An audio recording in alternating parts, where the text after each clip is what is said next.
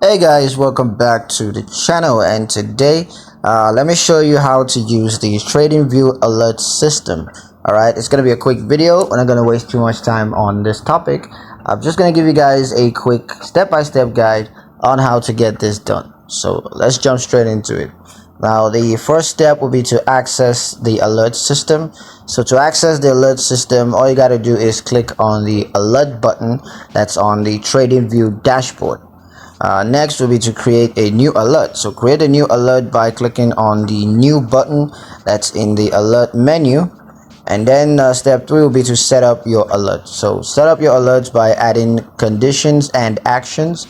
You can use various alert types, including price alerts, indicator alerts, and strategy alerts. So just go ahead and use what you want.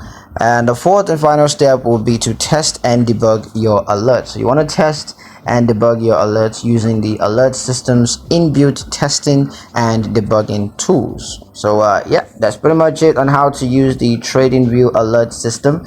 I hope you guys liked the video. Hope you found the information useful enough. If you did, like the video, comment down below, let me know what you thought. Share the video with your friends and subscribe to the channel if you haven't done so already, and I'll see you guys